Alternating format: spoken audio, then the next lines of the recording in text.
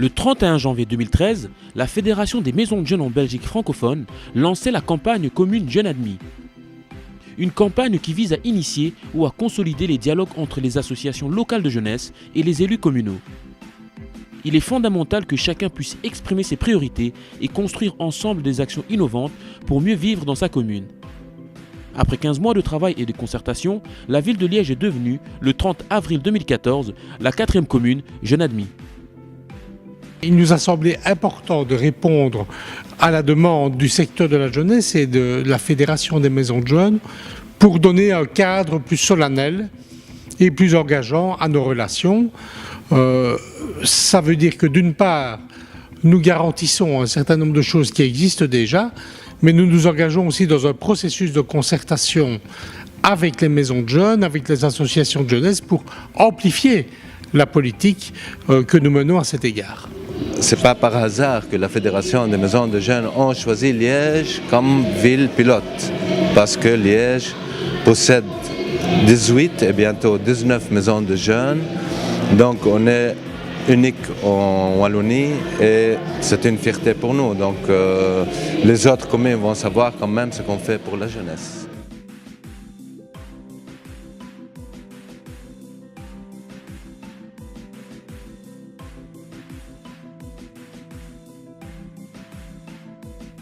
Le même jour à Liège, le CEPAGE lançait sa campagne « Les jeunes prennent parti ». Un projet qui démontre la volonté des jeunes à prendre leur place dans le débat démocratique. En cette période de campagne électorale, quand les partis et les candidats aux élections martèlent largement leur programme dans les médias et dans l'espace public, les jeunes ont eux aussi voulu exprimer leur idée en installant leurs propres affiches dans la ville. C'est une journée qu'on attend depuis, j'ai envie de dire longtemps, même si on comprend que le processus a été long. Donc c'est bien aujourd'hui que la ville de Liège reçoit le label Commune Jeunes Admis.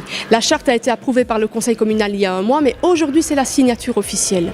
Et la ville reçoit ce label. Et donc cette journée s'est faite en présence de M. Demeyer, le bourgmestre, de M. Chamas, les chefs de la jeunesse et de la santé. Mais dans la salle, vous avez pu voir aussi qu'il y avait un certain nombre de conseillers communaux, il y avait aussi M. Stassard et il y avait tous les coordinateurs des maisons de jeunes liégeoises, venus avec des jeunes et d'autres associations jeunesse, notamment le CEPAGE.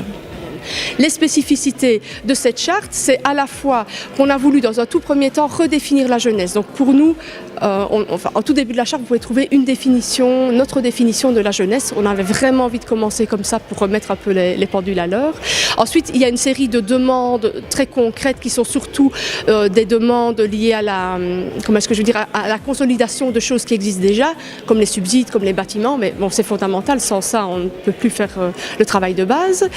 Il y a une série aussi de demandes très concrètes. Par exemple, je vous donne un exemple qui est la commande de panneaux directionnels. C'est-à-dire que dans certains quartiers, il y a une maison de jeunes et parfois, certains jeunes ne savent pas où se trouve leur maison de jeunes. Et donc, on a demandé à ce que la commune puisse financer des panneaux pour indiquer où se trouve la maison de jeunes. C'est une base pour que les jeunes puissent y être.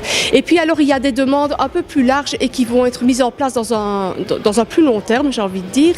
C'est notamment l'organisation de tables rondes politiques où là, on souhaite vraiment pouvoir se mettre autour de la table, c'est-à-dire les associations jeunesse et le monde politique, pour réfléchir ensemble aux nouvelles directives qui seraient prises dans la commune concernant les jeunes. Je pense par exemple à la loi concernant les sacs, etc.